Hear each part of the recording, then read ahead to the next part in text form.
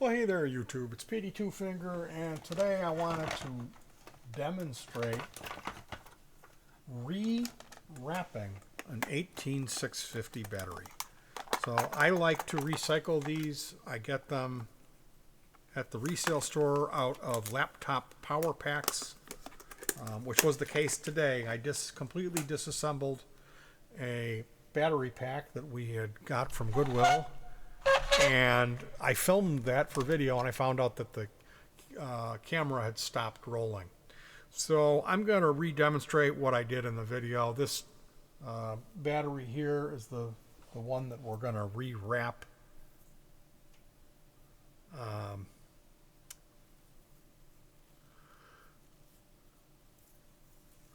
There's some glue on this one.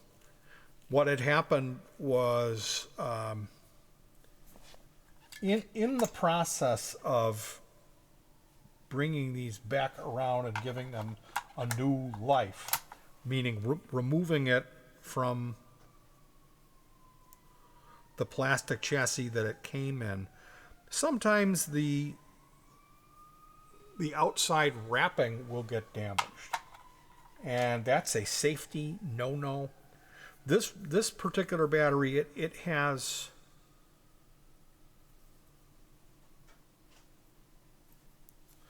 this one has some wear on the top rim, and that's the positive side. So that happened when I ran this on some abrasive and got a little carried away. So now part of the chassis, the main body, the negative side, is exposed on the positive end, which is a safety no-no. So now I'm very lightly running a razor down, and we are going to remove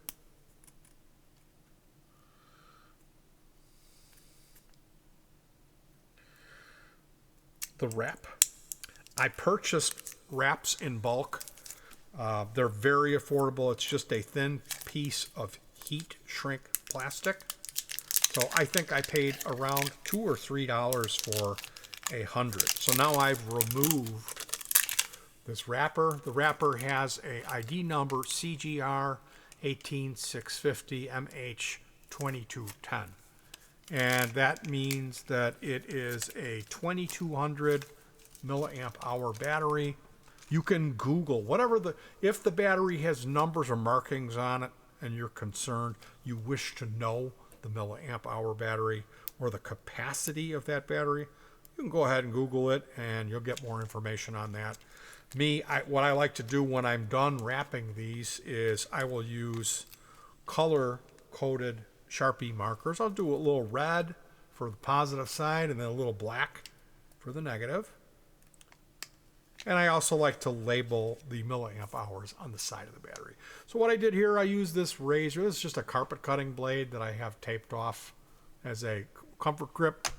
And I keep that on a rare earth magnet that's taped onto my little parts stand here, or tool drawer. So now I've got a pen run through it. They're kind of fiddly, you know, they want to stay closed. They don't want to stay open. So that pen makes sure that it's going to be open, and I go ahead and slide the battery on, remove the pen, and now here you see the most important part is the insulating donut. Okay, when you order these, sometimes you can order get the wrap and the donut together. I've actually made my own by tracing them and cutting them out, and whenever I throw away one, sometimes they die. Very rarely, but they do. And I will always take the donut and put that in my box that has this box has my wraps in it.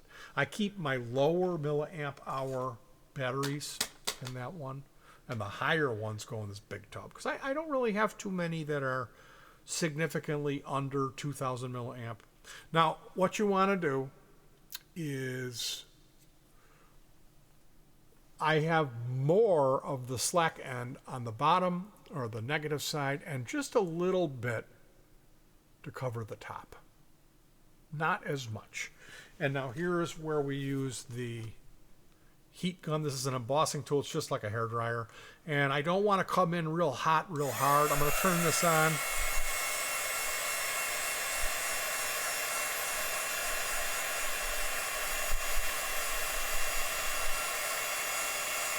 Oh. Mother pus bucket. Houston, we got a problem. So what I'm going to do here is I'm going to flip this. This is how Petey's tutorial. Completely wrong. Okay, this will work.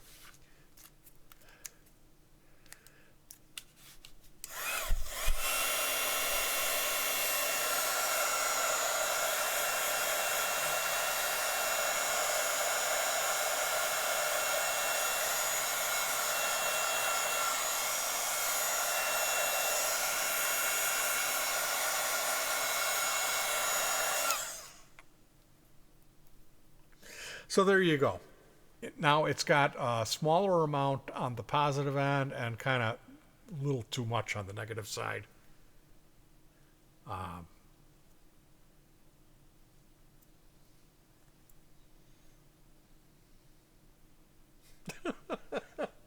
got to redo this.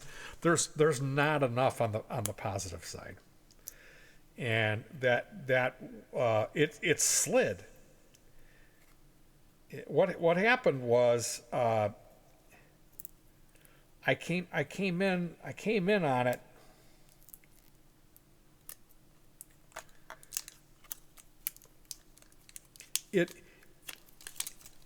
The heat curled it and it pulled. It literally pulled, and I've never had that happen. I've never had it pulled it. So we're gonna redo that again. Like I said, I paid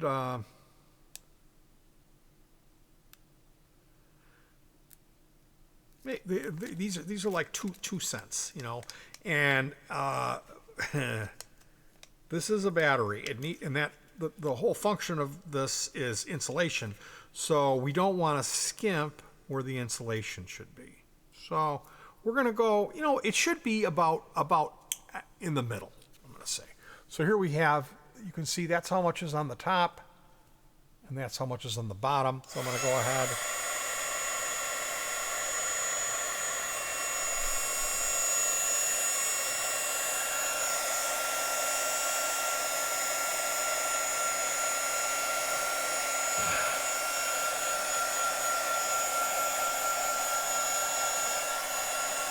So when it's done, it looks more like the same amount on both sides rather than a real lot on one side and just a little tiny bit on the other.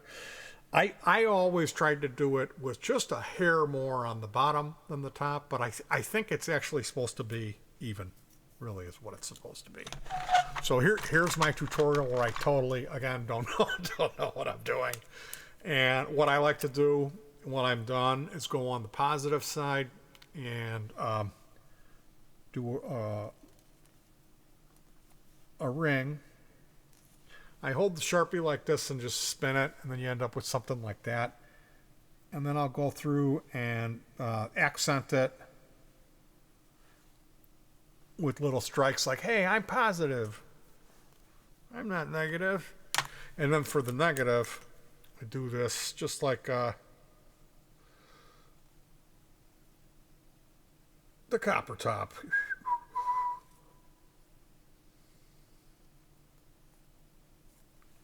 And then the model number on the original wrap was CGR 18650 CE, and it said 2210, which these are 2200 or maybe 2250 milliamp hour batteries. So I'm going to write 22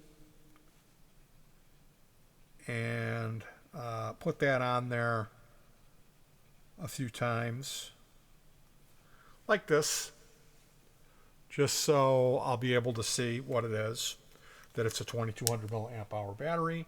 And that is how I rewrap an 18650 battery. So what I'll do now is pop it in my charger. This is a charger that I bought because it holds 22650, which are really big ones. I'll show you that in a minute. This one plugs into the USB, and we'll charge these two up. You want to see the 26650s? They're pretty big. I think they're 3500 mAh, which maybe you'd think they would be more with the size. Yeah, 3500 mAh, here they are. And this is a tray with two of them.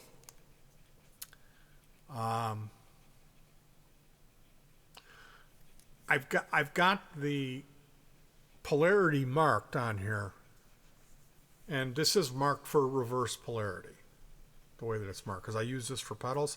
These two will come out to like 8.5 volts, or maybe a little more than that. I'm not sure if these have a fresh charge on them or not, but these two batteries here could run a digital multi-effect or something that has a very high current drain for a significant amount of time before they crash, because they're 3500 milliamps hours. Yeah, it's coming out to 7.8, so these are probably low. They probably actually need a charge. I'm going to leave these out to remind myself to charge these.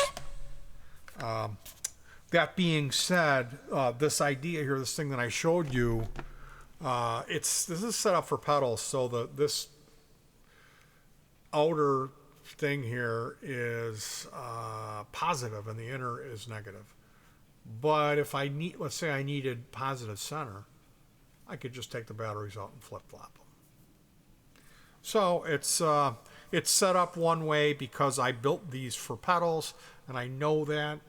But you can also put them in backwards, because they're not the chassis. The sled is not polarized. The battery can go in either way. So it's pretty cool. I love the lithium-ion battery technology. I absolutely adore it. I had made a whole video showing you how I take the thing apart and salvage these batteries today, and it didn't cut. The camera stopped recording early, which I think, to be honest with you, I already have done that on this channel. I think if you wanted to check that out, you could go and find that video on here. So that's how I rewrap it. I'm sure there's other people who do it differently. And man, is this hot. Holy cow. They get so hot when you're bringing them back from the dead. You know, I'm actually going to let this cool down because it is hot. What I can do is, I've got this, I'll show you. That was a 4 charger. I've got this 10 charger here. I got 3 of the 4 chargers, and then a few with a. So what I'll do here, this is, I think it's 6,500 milliamp total output. I'll put one in on each end, spread that heat out. This one here, and then I'm going to find another one of my chargers. Yeah, this is the one that I just used. It was so hot. Got this incredibly bright light here. That's a nickel metal hydride charger. You can see my organized system. I have this stuff just off camera and how disorganized it is. Well, you know what I can do is I'll take this hot one.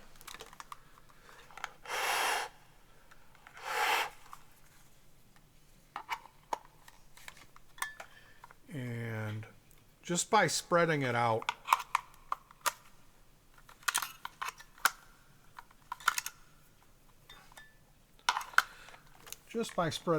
it should be less heat now. you know. Yeah, there we go.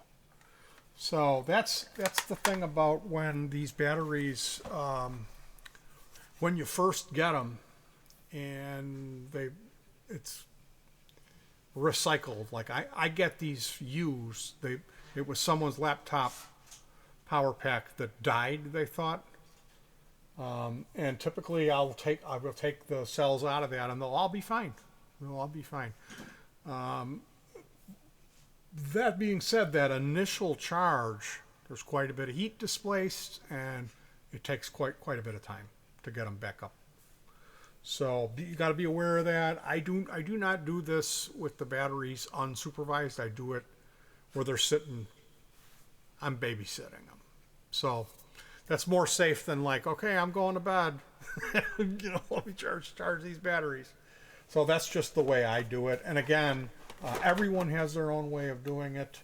So if your way is slightly different, make sure that you come back and thumb down every one of my videos for the end of time and find a gang of people who you can win them over to your side and convince them of what a horrible person that I am, and make videos about me, about how I'm this out of my mind, selfish, horrible person, because it's the internet and that's what we do. All right, you guys take care of yourselves and peace.